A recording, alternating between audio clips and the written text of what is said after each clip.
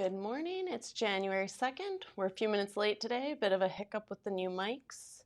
You're watching The Really Big Show on Now Media.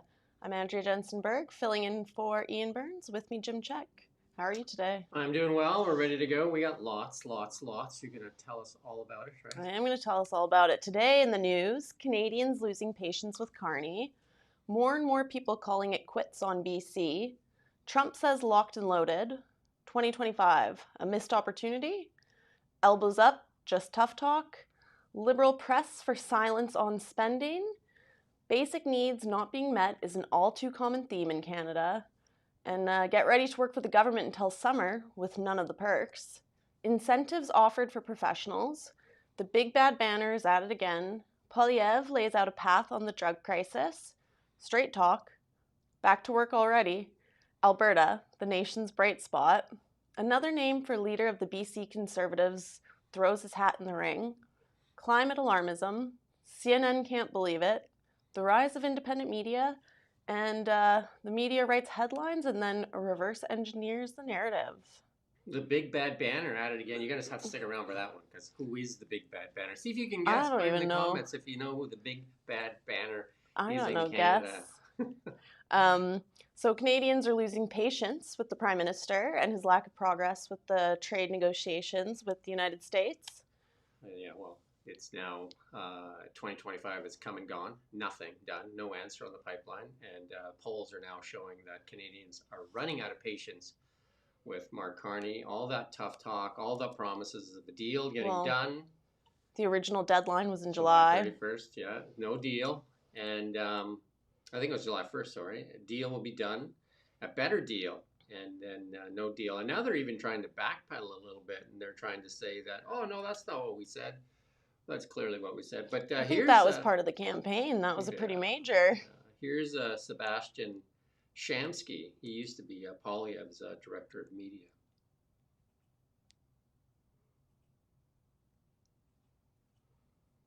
We're going to get it in a second. We're going to have some hiccups today, I think. But hey, bear with us. We don't have that $1.55 billion that CBC has. So we'll do the best we can. We will. And yeah, it's a video of him highlighting what he calls the top story of 2025. Sebastian, what's the big story from where you sit? Who cares, Vashi? Who cares? Clearly not Prime Minister Carney. And I think that clip obviously was in reference to trade negotiations with President Trump, which I'll remind your viewers, again for the dozenth time, have not come to fruition as Mr. Carney has promised. But who cares really applies to the entire mantra of this Liberal government. Who cares? Who cares about the unemployment rate? Who cares about the fact that more Canadians are going hungry? Who cares about the fact that crime continues to be rampant? Who cares about the fact that the immigration system remains broken and abused? I think that phrase really encapsulates Prime Minister Carney's vision, unfortunately, for this country, to the detriment of Canadians. And I think he's going to pay down the road a very big price for that kind of approach, that kind of attitude, and for those words specifically. Sebastian, what's the big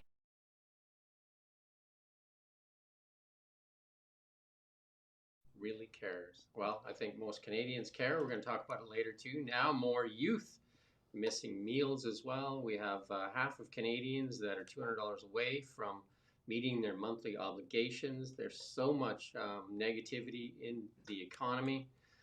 Economists calling for stagflation, recession, economic winter. I think a lot of Canadians care. And the thing they care about most, it's if you look at a globe, geography says we need to get a deal done with the Americans. There is no offsetting that deal. You can do little bits and pieces here and there, but if you just look at a map, it's pretty obvious. As Ian's pointed out, for trading with the rest of the world, who's going to guarantee the safety through the seas? Right, yeah, we rely on the American military as well. So that's who cares. And Holly Doan at Blacklock's reporting that the Liberals changed their approach to the negotiations following polls showing Canadians were becoming wary of an ongoing cycle of retaliation. Yeah, I mean, that's this elbows up campaign they ran. And then, like Doug Ford was all just hit them with tariffs, hit them hard, hit them everywhere. And that didn't work because it just punished Canadians and it just got worse. And every time we hit back, it got worse for Canada too. And then we conceded almost on everything, and they quietly pulled back the tariffs. They didn't tell anybody. They just quietly pulled them back, sneakily pulled them back, and then gave up on the DST, gave up on lots of stuff, and then we seem to get punished every time we gave something up. We get a new tariff, and it's every time Mark Carney would go to the White House, they were like best of friends, and it was like, look at this photo here. Like, it looks like they're best of friends, but then when they leaves, we get basically like punched in the face again, and it got tougher and tougher. But Carney withdrew that 30 billion retaliatory tariffs on the United States after in-house polling showed Canadians were becoming wary of the ongoing cycle of retaliation. And it was, that interview with the ambassador from the United States saying it was Canada that basically violated the CUSMA tariffs first, and then they pulled that stuff back. Carney at the time called it a calculated strategy. Remember, he was talking about elbows up, and then he did that speech later saying that, there's a time to put the elbows up and there's a time to, like put them down and go, and he just kind of waffled away and said nothing. When a politician doesn't speak plainly, they don't want you to understand what they're saying.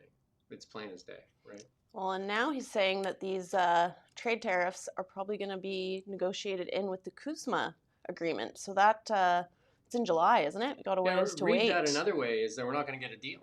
Like almost every other nation has gotten a deal. Read that the other way. We're not getting a deal until CUSMA, until they renegotiate CUSMA, which is not great for the many people that have been laid off already. The forestry industry is suffering, the auto sector suffering. Well, and the uncertainty in the economy. Yeah, people just not deploying capital, including Mark Carney himself has deployed his capital into the United States. And the government is refusing to disclose the budget for Canada.ca, another one from Blacklocks. See this time and time again. Here it is again. Like, this is likely McKinsey & Co. is involved in this, but they're saying they even pressured their, staff not to disclose this 10-year deal that was made. And you guys have seen this when you ask for information. They always they deny it. They put it off.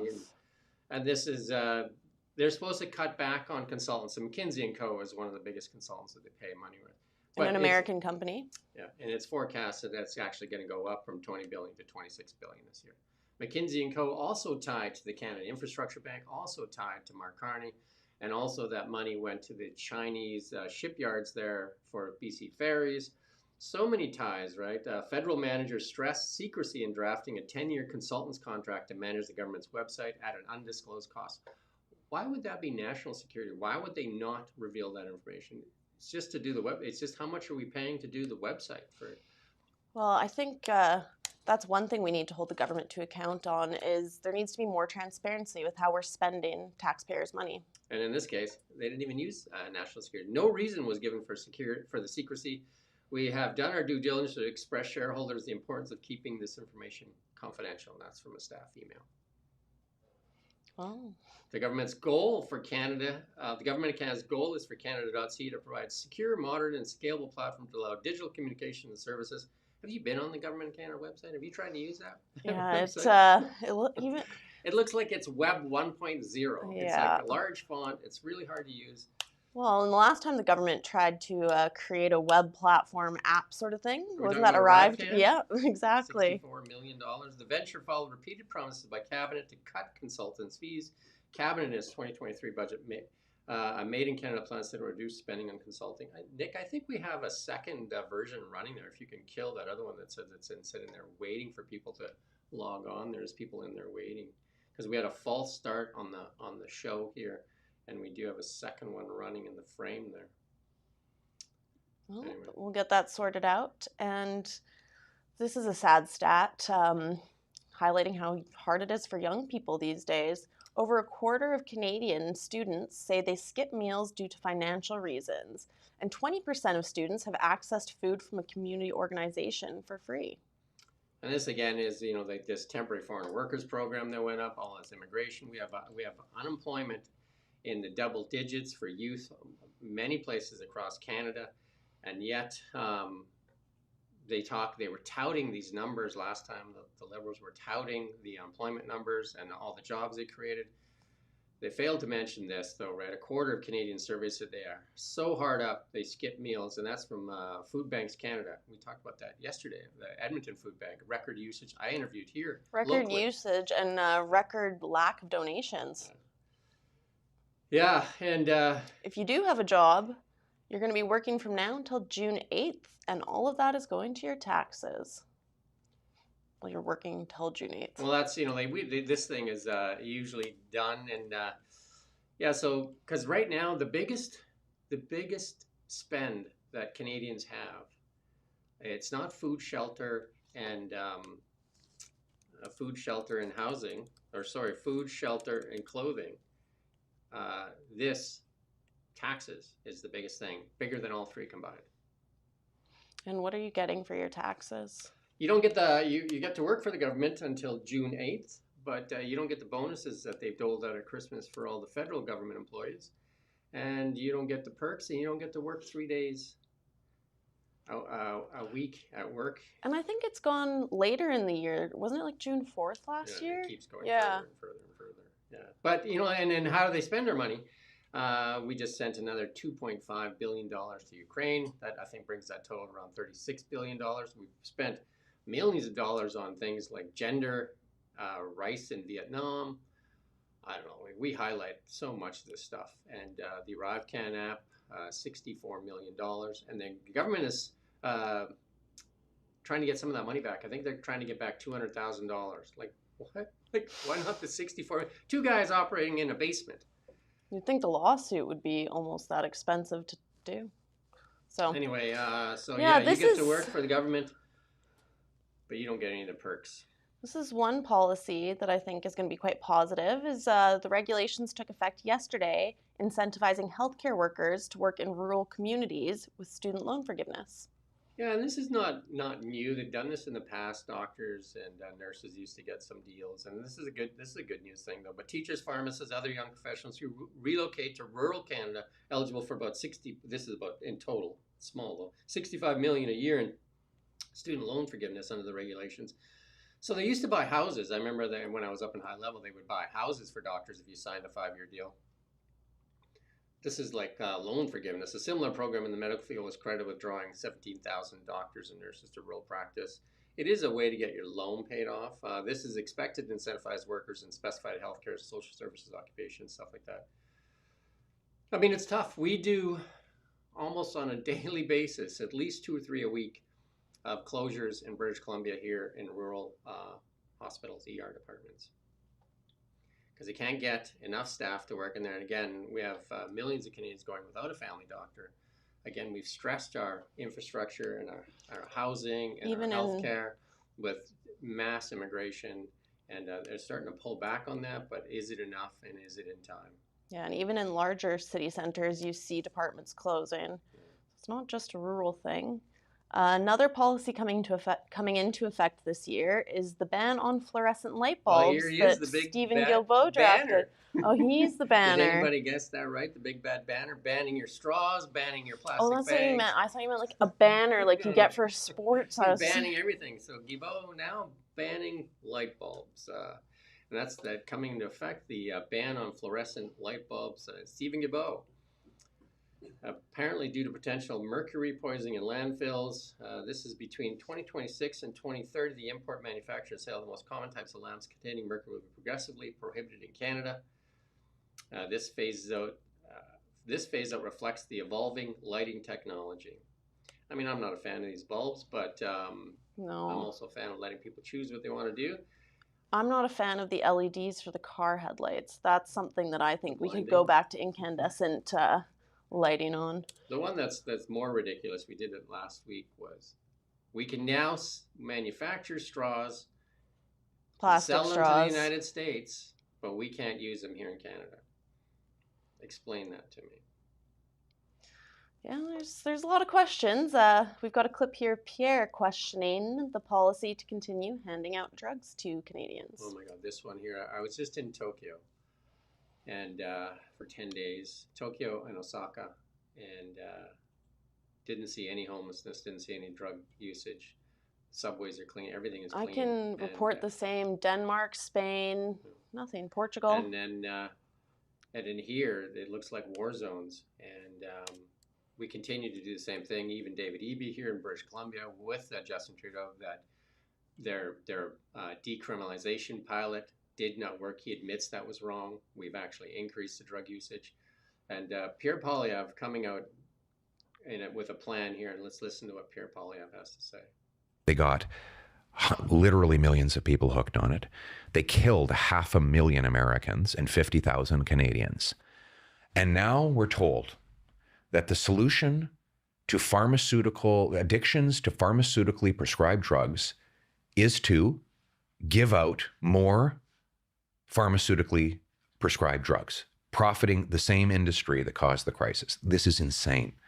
We need to do exactly the opposite with treatment and recovery. And there are incredible treatment centers, and almost all of them are based on getting off drugs completely, not like trying to give people more and different types of drugs. They get them off drugs and they give them treatment, counseling, physical exercise, group therapy, job placement, housing.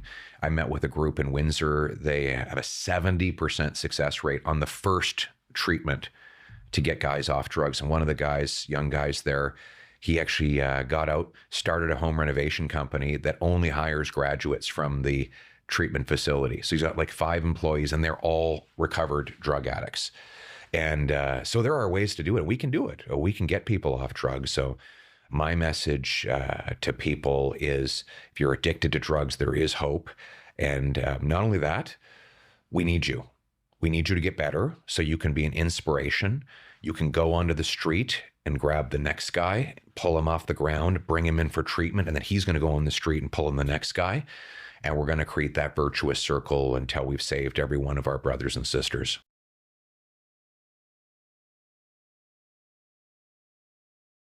Is a worldwide problem. It's not. Again, Tokyo, and you just said Denmark and Spain. Like, Tokyo is the largest city in the world. And one of the cool things about there, I went for a walk almost every morning at 3 a.m.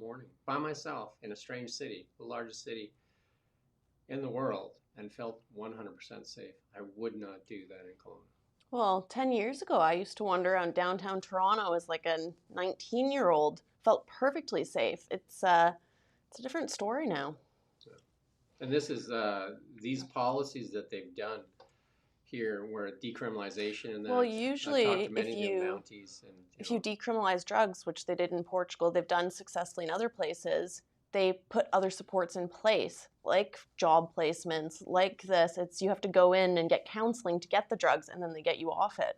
Whereas I think we just handed out the drugs and didn't really invest in any of the infrastructure around supporting these people. We handed out the drugs here in BC. We manufactured, handed them out, and then they were sold in the black market and ended up in Alberta, a lot of them, on the street. Just kind of snowballing. Mm-hmm. Got another video here of an MP highlighting some more questionable things happening. Yeah, he talks about Brookfield, and I've done a lot of research on this. Brookfield has been, you can go on the website. Yeah, I think the videos... It's been called out many times. Brookfield has human rights violations in many countries. They are heavily involved in oil and gas in other countries, building pipelines. Let's listen to the clip and then we'll talk about it. But I think the most egregious example of this is Mark Carney's record when it comes to environmental stewardship. Millions of Canadians voted for this guy because they believe he was an environmental champion. He trotted around the world promoting green energy projects. He was an advisor to Prime Minister Trudeau. It wouldn't have been unusual a few years ago to see this guy on Bloomberg or BNN talking about green projects and how Brookfield was there to save the day, where all he talked about was green energy and how we had to get to net zero. Our ultimate objectives, which is to get to net zero, we do not just have a cap on emissions, but those emissions are brought effectively to zero. In terms of, we have both far too many fossil fuels in the world. We're going to have enormous stranded assets, half of gas, 3/4 of coal, etc. Maybe up as much as half of oil reserves, proven reserves, need to stay in the ground if we're going to get to where we are. That's expectations being set through the roof, and Canadians believed them, and they voted for him. So those were the expectations. Now let me introduce the reality. The Amazon rainforest, the lungs of the planet. The biodiversity here is incredible. It's home to more plant species and more animal species than any other place on Earth. I'm not David Attenborough, and I can't do it justice, but anyone should go and watch Planet Earth to see the majesty of the rainforest and how important it is to our planet. We've been fighting deforestation for decades, trying to save species from extinction. It's probably not a good idea that we cut it down. When people see the clear cutting of the Amazon rainforest, they know in their heart that this is something that's wrong.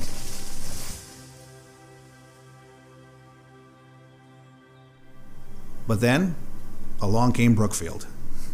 This is a 2022 report by Global Witness called Slash and Sell that details the destruction of the rainforest and abuses of Indigenous people by Brookfield, featuring this guy, Mark Carney. I want to be very clear. These are very serious allegations. They include human rights abuses, accusations of slavery, deforestation of the rainforest. I'm reporting what I found from Global Witness. I'm going to put a link below so you can read it for yourself. I'm just going to read from the top line of the summary of findings. A Canadian asset manager, part run by green finance champion Mark Carney, cleared thousands of football fields worth of tropical forest in Brazil. An estimated 9,000 hectares of deforestation, the legality of which could not be proven by Brookfield Asset Management, took place on 8 farms owned and managed by Brookfield's soybean farming empire. Brookfield signed up to the Glasgow Financial Alliance for Net Zero, GFANZ, in April of 2021. The alliance commits its signatories to taking immediate action to reach net zero greenhouse gas emissions by 2050. Yet, deforestation on Brookfield's farms released. Our mics back up. Yeah, I've read all those reports. I've seen all that stuff. Again, it seems like we continue to suppress energy here in Canada. Again, we can't even get a yes or a no on a pipeline. And yet, Brookfield and Cameco jointly own Westinghouse, and they've committed to build 8 nuclear reactors in the United States to the tune of $80 billion US investment, not here in Canada. It seems like Brookfield can get stuff done in the United States, but we can't seem to get anything done here in Canada. And the human rights violations and all that stuff that go through there, and then, you know, they talk about, like, here's the big thing, here's the biggest thing for people to get.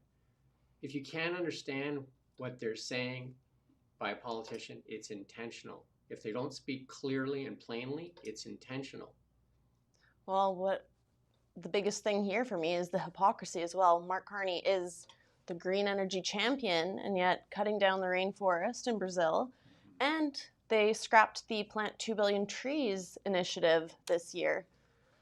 Which, yeah, if you read the housing report too, when he was chair at Brookfield there, it said this is in the housing when the immigration was high and you couldn't find anything to rent. He said these are the ways that we can lay out extras so that we could take advantage of the housing crunch here. So how to take advantage of people in their dire needs. I mean, and then the apologists for him will say, oh, he was driving investor value. The same ones that will defend the $6.6 billion tax dodge with Brookfield in the Bahamas there. Well, Canadians have to work further and further into the year for the government, and tax is their biggest expenditure. And then companies like Brookfield dodge $6.5 billion. Just think if Brookfield paid its fair share, how much less of a burden it would be on the average Canadian taxpayer. That's I don't know what you call that. Not good. On to the next.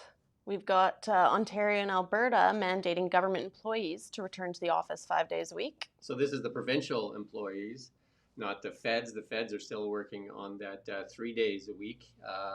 Which they haven't really enforced, apparently. Well, I mean, I think we did the story not this Christmas, last Christmas. The D&D was supposed to come in 3 days a week, and they weren't even doing that. 80% of them weren't even coming in 3 days a week.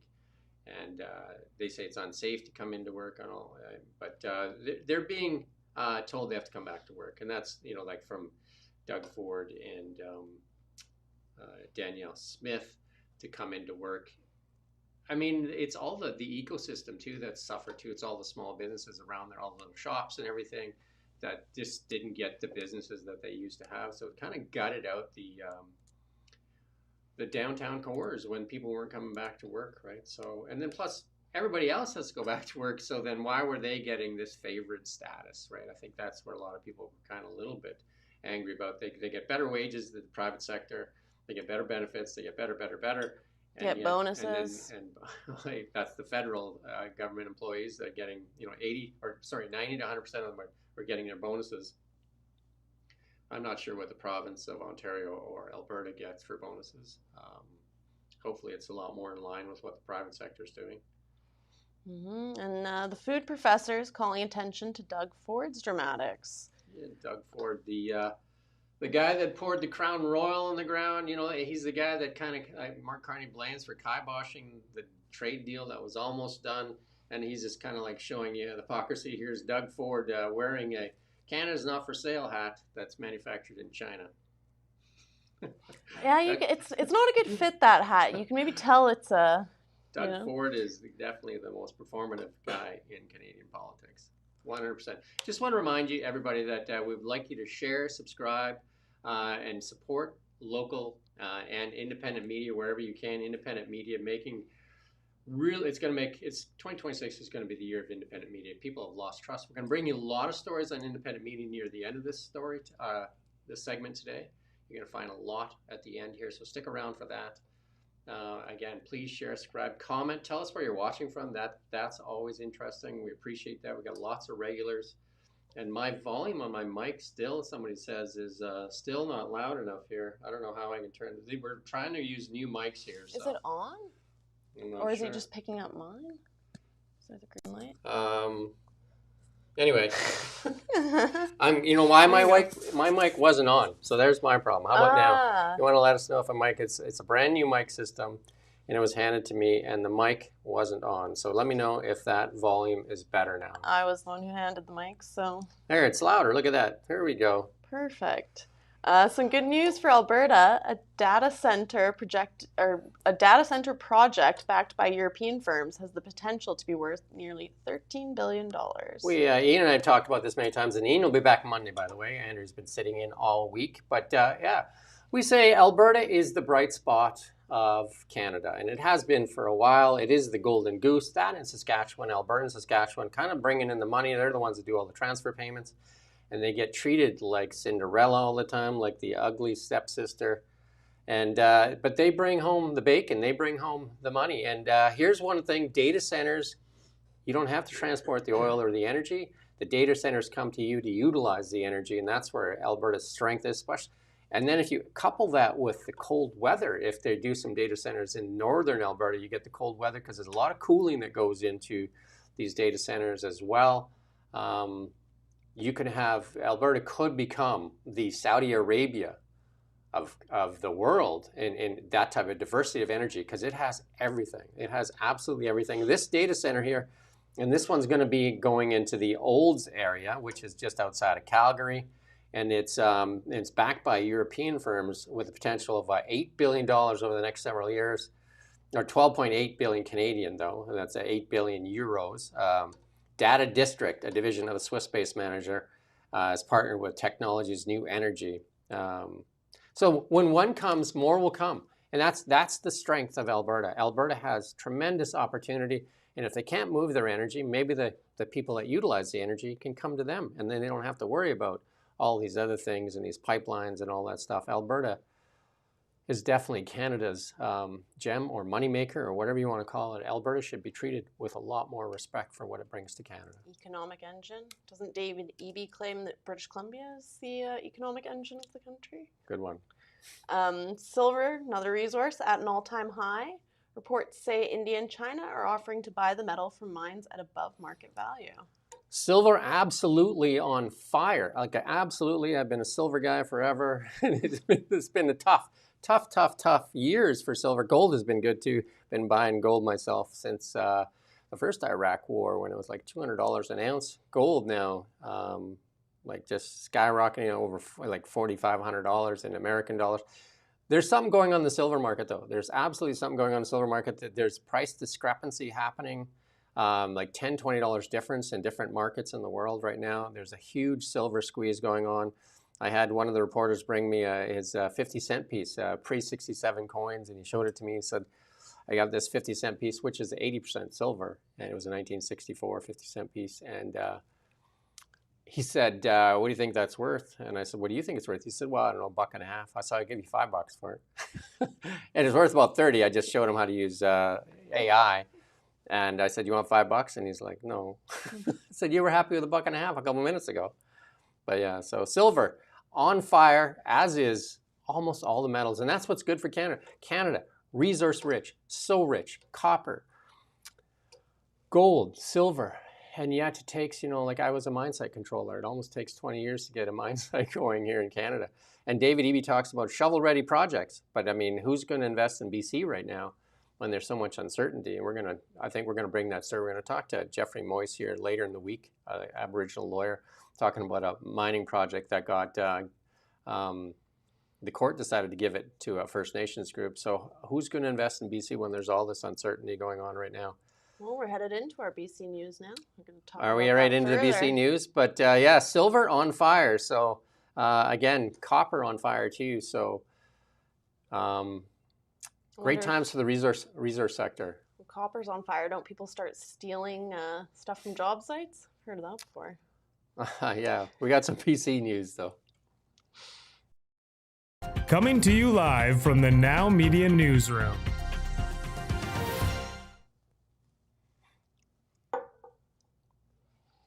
And we've got another person throwing their hat into the ring, Yuri Fulmer. We're going to listen because it's the BC Conservatives are looking for a leader, and they're looking for somebody that can lead. And also, I guess, when we talked to Jonathan Kay, that interview did extremely well. It's banging on the door of 200,000 views, the Jonathan Kay interview.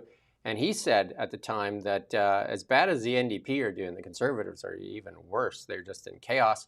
Well, this is where they're trying to fix the chaos. He said they need to find a Stephanie or Stephen Harper to bring the fractures together.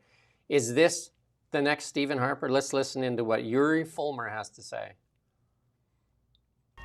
Like, nobody leaves British Columbia because it's not the most beautiful place on earth with the most incredible lifestyle in the world. Like, this magnificent place. We're endowed with incredible geography. We're endowed with proximity to the rest of the world. We're endowed with incredible resources. This province should be able to give all of us the lifestyle we deserve if we work hard and do the right thing. But instead, we've got 70,000 British Columbians living a year. They're usually our young, most capable folks because they just can't afford to live here. Government policy has got in the way of people being able to be British Columbian. And no British Columbian wants to leave this. Right? Nobody wants to leave. You leave because you have to, because the opportunity's not here, because the economy's not here, because the social... Yuri's pitch there. There's quite a few people that are throwing this. This is going to heat up a bit here as the BC Conservatives look for a new leader here. As David Eby's NDP, they've got so many pots boiling over on the stove. He won't recall legislature right now to repeal DRIPA. Dripper, yeah, DRIPA. It's a dripper, all right. And this is what it's causing. This is another one. I've reached out for an interview with this Tim Sportschnitz. Yeah, he's a construction lawyer, and his company is selling all assets in the province. This letter is warning British Columbians that the legal ambiguity caused by the adoption of UNDRIP could completely erode their property rights. Yeah, and if you pull up the next slide there, Nick, you can see that he says you cannot build prosperity on a foundation of quicksand or expect confidence in a nation where uncertainty is treated as optional. My family and businesses are done waiting. And I've heard this so many times now. I do Beyond the Belt with Renee Merrifield. You should watch that. We talked about that last time too. And she said some of her investors have decided that BC is not a place right now. Yeah. Capital has so many choices.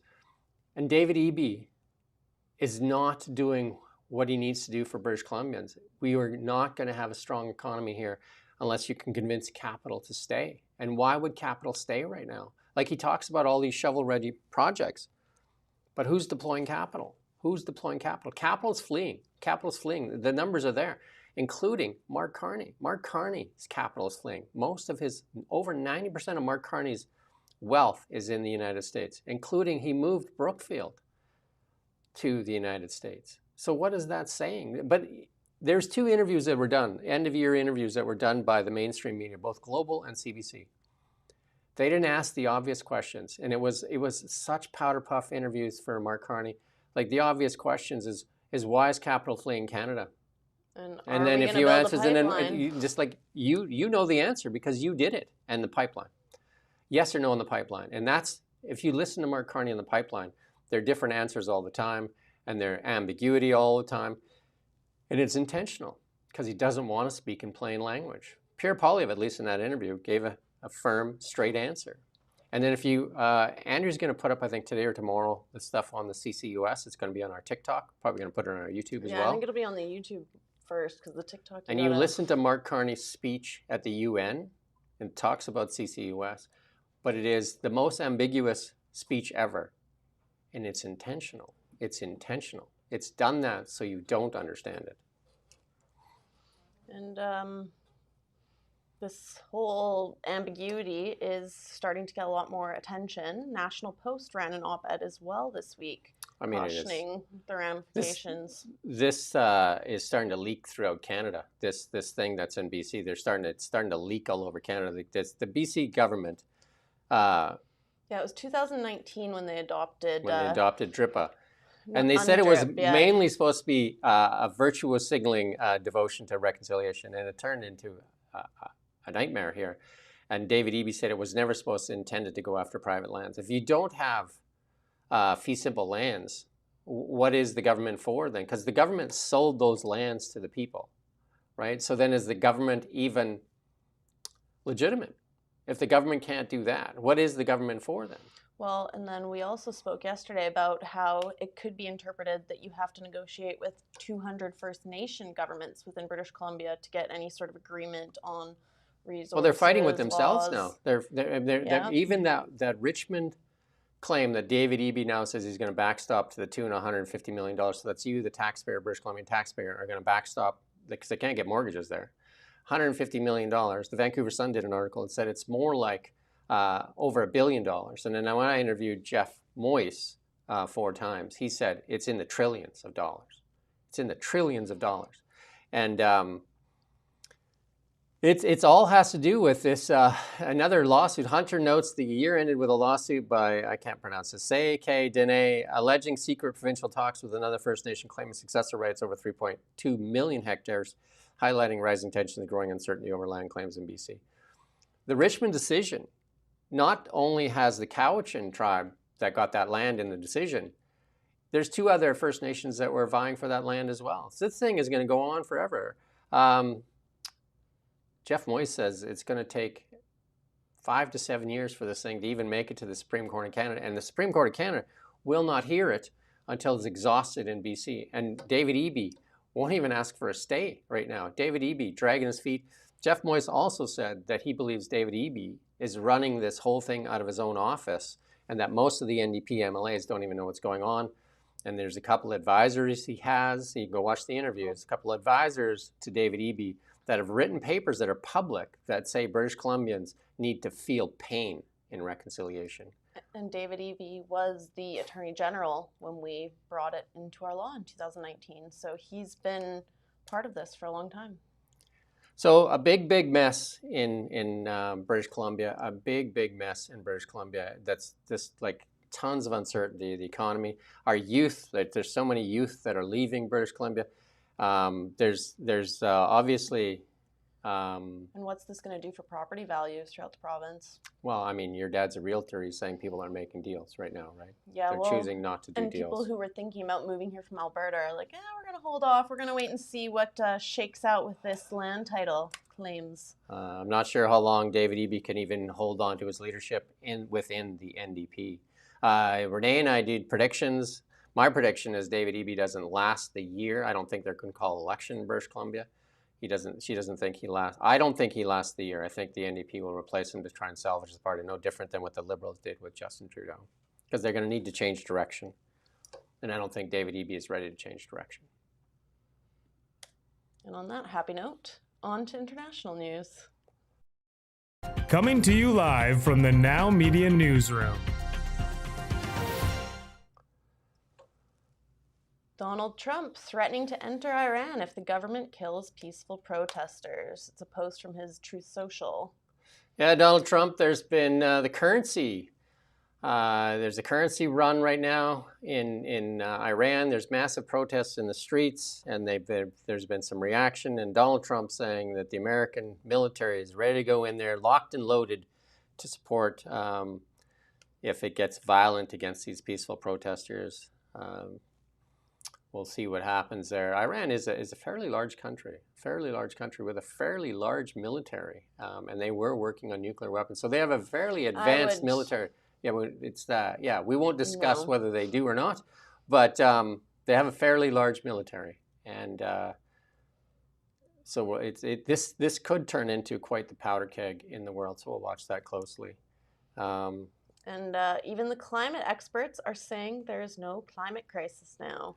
Now we're going to play a small clip here from this guy. He used to be a climate alarmist, but he's got to sing in a different tune right now. These policies, they're not just destroying lives. They're rooted in lies, all of them. Our next guest was once a climate alarmist, but now says the entire movement is, quote, a scam. Tom Harris is the executive director of the International Climate Science Coalition. He joins me now. Tom, good to see you tonight. Now, you actually say the only way to get rid of this is to go after the science of climate change. Explain. Yeah, exactly. A lot of people will say, well, you know, Canada, for example, puts out so little greenhouse gas emissions that we shouldn't actually try to reduce it because China is double the United States. Well, the trouble is people argue that, well, yes, but we have to set an example to the world and we have to be good citizens and all that sort of thing. So they're using these arguments quite often that China's doubled the emissions of the U.S., et cetera. But the real underlying thing is that there is no climate crisis. You know, I was originally an aerospace engineer, and I would give speeches and I wrote articles. I wrote one in the Ottawa Citizen about comparative planetology, how studying the planets helps us understand the Earth better. And I used the example of the runaway greenhouse effect on Venus. I said, this could happen on the Earth if we don't reduce carbon dioxide. Well, a local professor at Carleton University, professor of geology, he liked my article so much he used it in his course on climate change. But he said to the students, but that part about Venus is wrong. What happened on Venus cannot physically happen on the Earth, and he explained why. Now, I thought, who is this climate change denier? Well, he invited me into his lab, and he showed me the geologic history that he and others are finding, and they found no consistent correlation between carbon dioxide and Earth's temperature. At times, CO2 was 1,300% of today, and we were stuck in very cold conditions. So it was all over the board. So I started wondering, well, maybe he's right. He exposed me to a lot of people who actually showed me that there are thousands of scientists. And here's a book actually that illustrates that. It's called Climate Change Reconsidered. And this is on climatechangereconsidered.org. There are thousands of references here which talk about the fact that there is no foundation to the climate scare. It's all based on models that don't work.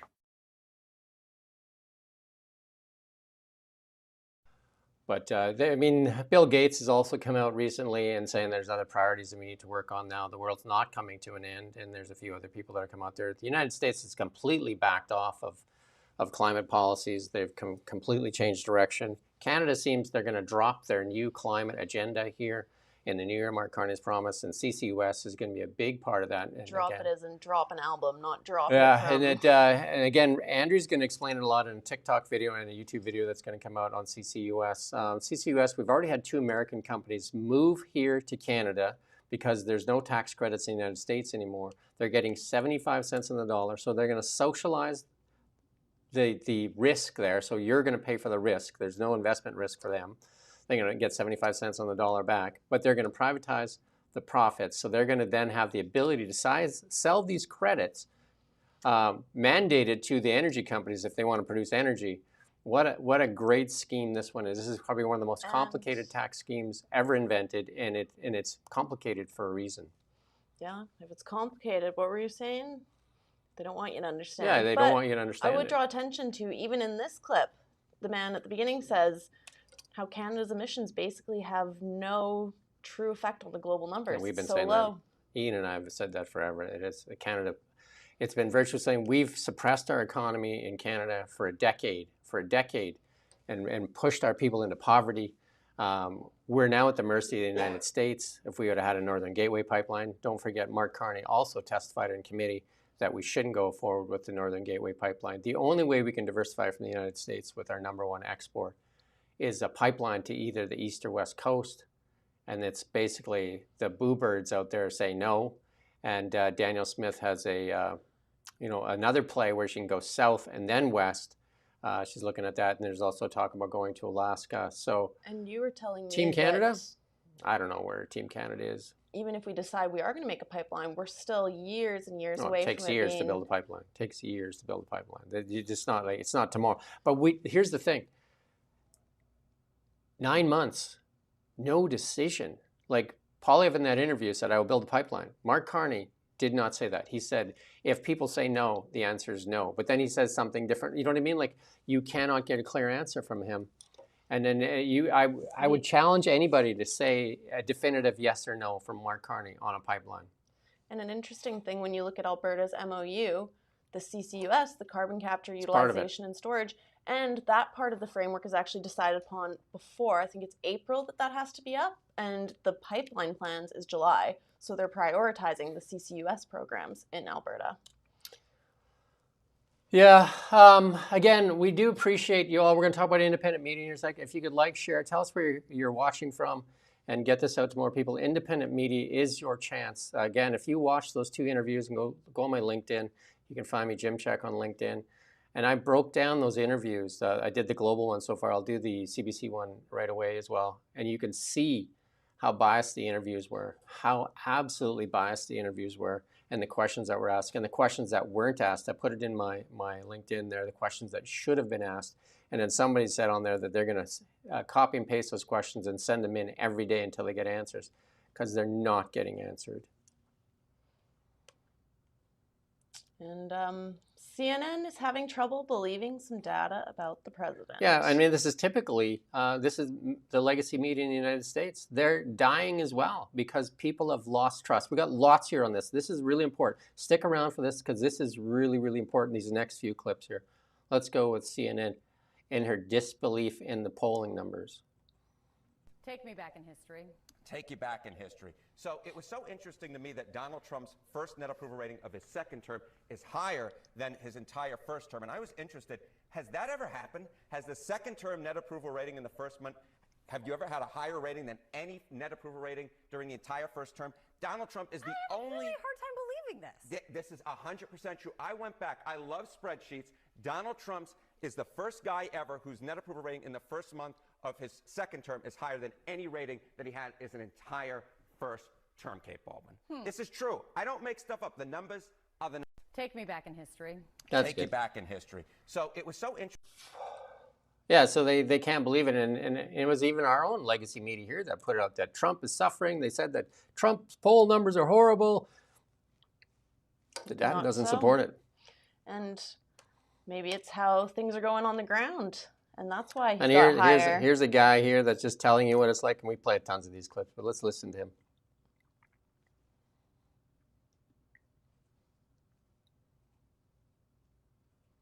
I know we're supposed to hate Trump because they told us to hate Trump, but I don't think all his numbers was bullshit the way y'all was trying to say all his numbers was bullshit. Because eggs is 197. They ain't been 197 since like 2021, 2020. And gas is like 260, 270. I'm consistently filling up my tank for like 260. Sometimes I can get 240 if I got the 20 cents off. Consistently. Like, I'm filling my shit up from quarter tank to full with like 30 bucks. 30 bucks. That's it. I set the motherfucker, I leave it, I don't even think about it until that shit clicks. Gas. 30 bucks. Here. I mean, we've played clips of some people comparing food prices in Canada versus U.S., even with the exchange rate. They're dramatically lower right now in the United States. We typically go to the CBC. I don't know, Nick, if you have that ready, if you can go to the CBC and show you what they're trying to tell us today. And you think back to everything we talked about today, including the secrecy on that website there. The 28% of youth How missing the polling food. data has shifted. Polling data. Let's see what the CBC is telling you today. I bet you they miss all those stories. They've always got a few headlines that make me chuckle too. I like to point those out. I want to see if we can get it up here in a second. But we got quite a few other good stories on independent media here. And that shows you what independent media is starting to take off in the United States. Any chance of getting that, Nick? Or you'll come back to it? We'll go to the... Oh, here we go. What kind of... Champagne. Something about champagne bottles causing a ceiling. Well, let me just tell you, we won't even put it up there. But we're struggling with a little tech. We got a new guy in on the board this morning. There's not much in there. There's a thing on bashing Tesla, which is great. Tesla, like, I mean, what that makes their homepage. Tesla's loses out to BYD. Like, who cares? What does that have to do with Canadian news? Could Toronto soon ride in self-driving taxis? Like, okay, like nothing. None of the stories that we're talking about. But here's Newsmax or News Nation now on the story on the Somalia fraud. The biggest is still, it's about a week now, right? Still, CBC isn't covering this. This is the biggest story in the United States right now. And they cover everything else in the United States. They cover Trump and Elon Musk all steady. It keeps looking worse and worse, this fraud. Let's play this clip. This is News Nation now on the ground after Nick Shirley broke the story that has over 100 million views, an independent journalist in the United States.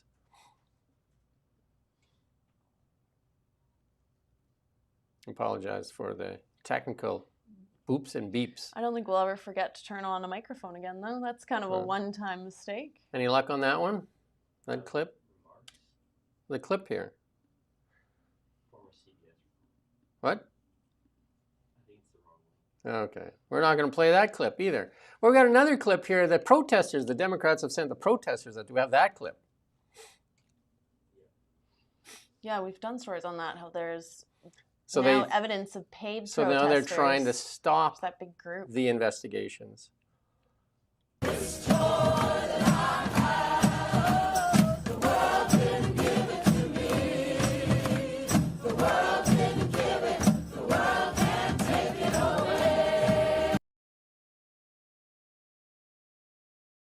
Paid, there's this website you go to and you can sign up to be a paid protester. So to block these investigations, these news organizations from going in there, they've done these paid protesters now to stand in front of these Somalia daycares and health services buildings.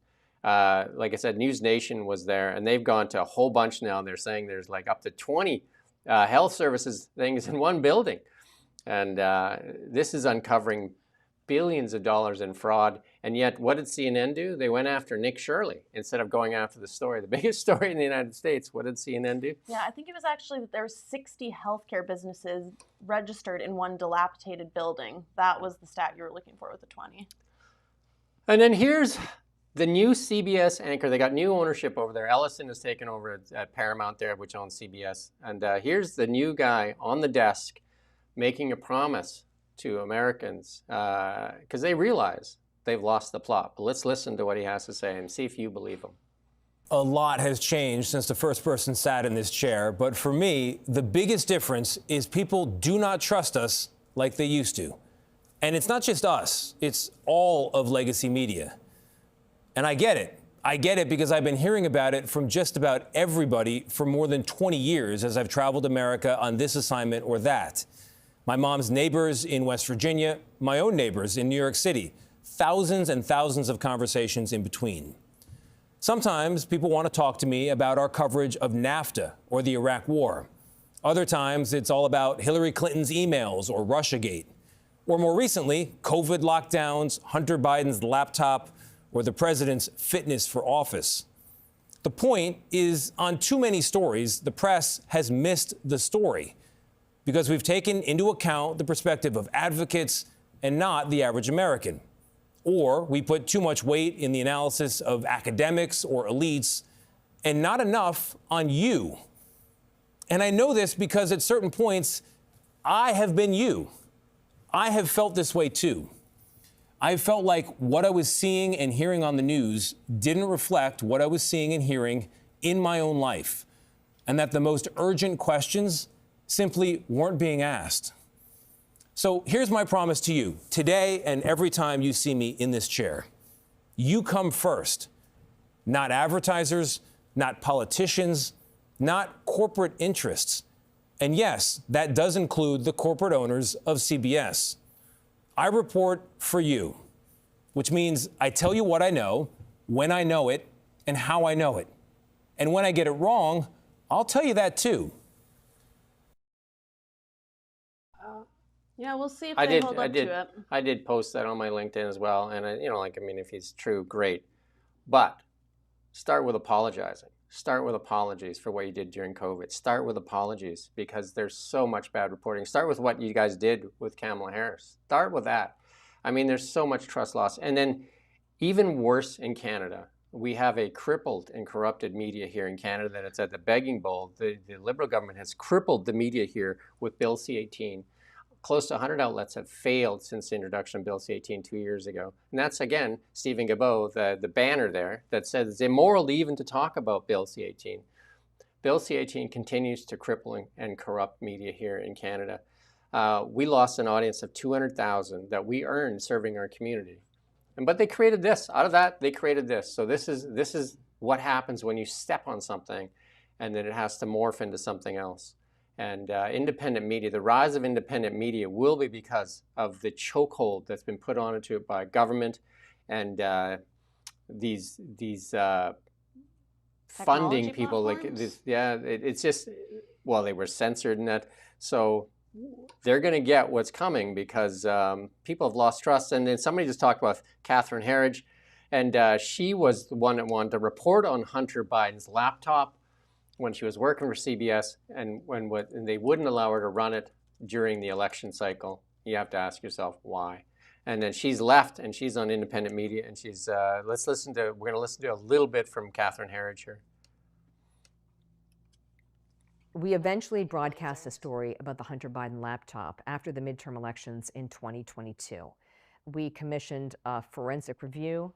I got a copy of the laptop data.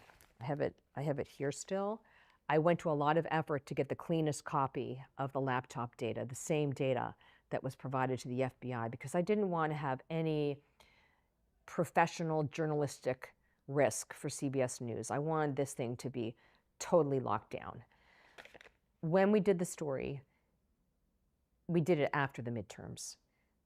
I argued against that because it was ready before the midterms. And my training is that you should always do the story when it's ready to go. You should not be dictated by the political cycle. Once we got the laptop story on the morning news, I felt that there was so much there that we could still do. For example, in the text messages, there's unfortunately the use of the N-word, the liberal use of the N-word.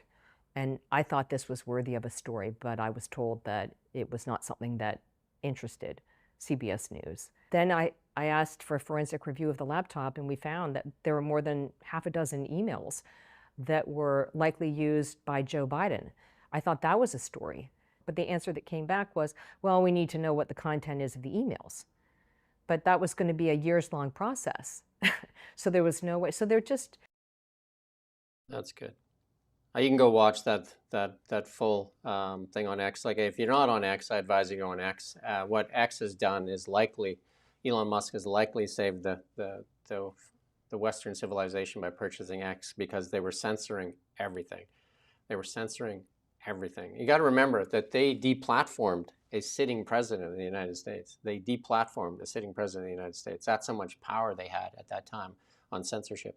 The United States has freedom of speech. I've interviewed a couple of constitutional lawyers, including I've had several interviews with John Carpe at the Justice Center for Constitutional Freedoms, and also Lisa Bildy, a constitutional lawyer.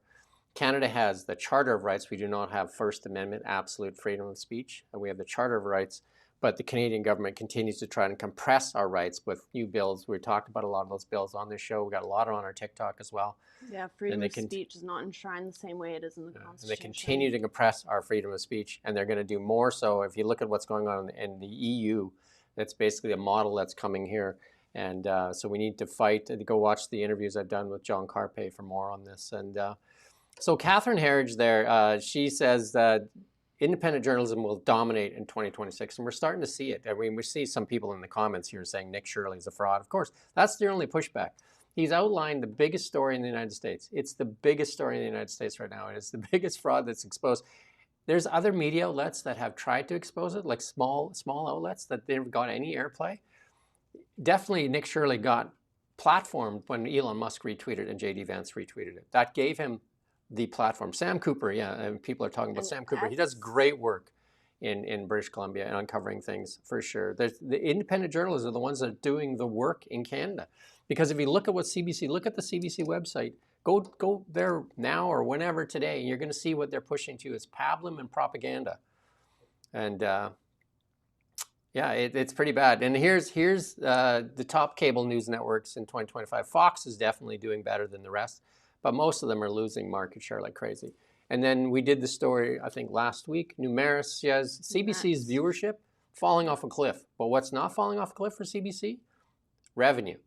Mark Carney, this shouldn't happen in any country. It's not really revenue, it's government funding. Yeah. But during an election cycle, one of the promises was the Liberals would give CBC an extra $150 million. And they did. They gave the CBC $150 million. The first thing they did was to give the executive a raise. That's what they got. The executives took a raise like, job well done, boys. Here you go. Here's your reward, helping us win the election. He shouldn't have been allowed to promise that during an election cycle because they are the record or the voice of record here in Canada. Yeah, we don't have the same media diversity as the United States. We don't have, all we have is independent outlets, so you can help us get a bigger voice in Canada because the voice we do have doesn't care about independent media, doesn't care about Bill C-18 for sure, right? Because they just get more funding. We actually got to ask, one of our reporters got to ask a question when Mark Carney was here in West Kelowna, asked the question on Bill C-18. Mark Carney's answer was, you can go watch it, it's on our clip, it's our original clip. He said, you're not gonna like the answer. Our answer is we're going to give more money to CBC. CBC does almost no work locally. And I mean, go look at their website. It's basically an anti-TDS website. It's they got Trump derangement syndrome. And Rosie Barton, there's somebody who says, when the Freedom Convoy was going on, I think, when they raised $10 million in a day almost, I believe it was very quickly. She said that likely Russian money. How can she just say that, right? And of course there was no Russian money. And then she said it was the Republicans that were fueling it. That wasn't going on either. And then they froze a bank account of a baker in Victoria, and the media played that out there just to make sure everybody knew not to go against the government. That was a message like putting a head on a stick in front of the gate. People need to push back. And here's one that's got a bad name. It's for a lot of people, and they smeared them. They were in the election. They wanted to go into the debate. The Elections Canada said they couldn't go in there. And then they went to court, and the court says the government doesn't get to decide who's a journalist and who's not a journalist. That's the key thing. Government does not decide who is not a journalist. That is not who decides. And that these people saying this too about Nick Shirley and that. A journalist is somebody that reports events that are happening. That's what makes a journalist. And Rebel News then got in there and they figured out how to get the front of line. And they got to ask some questions. And what happened after that? The legacy media claimed they felt unsafe. So what did they do for the second day? Banned them. Well, they canceled nobody could ask questions. They canceled the questions. They canceled the questions. They said nobody felt safe. You got to be kidding me. Like, that excuse was used to say that other reporters didn't feel safe because if other reporters had the right to ask a question, they didn't feel safe. And the Canadian electorate took it. They said, oh, well, Rosie Barton feels unsafe, right? Anyway, I get it that Rebel News for a lot of people is a bad example, but here's the example. Their audience grew 419%. It shows you that there is a distrust of legacy media. That's what it shows. It does. And then just in how they paint Elon Musk, I'm not going to go through, I'm not going to play this clip here, but yesterday, Mondami there was sworn in New York, And he made the exact same hand gesture that Elon Musk had made. And the left media went nuts, including here in Canada, calling him a Nazi. How many people out here, like even this people on here that typically were calling Elon Musk a Nazi. He said they didn't do it when Mondami did it. Yeah, The they're left not media, doing it, yeah. right? Because they basically write the headline and then they reverse engineer the narrative, right? Make it fit. And this guy is pointing it out, and we won't play the clip, but it's just ridiculous, though, right? Yeah. Yeah, I don't even know. Well, maybe go to the Joe Rogan one there, and it shows you that the things are dropping off. We'll just play a little clip here from Joe Rogan here.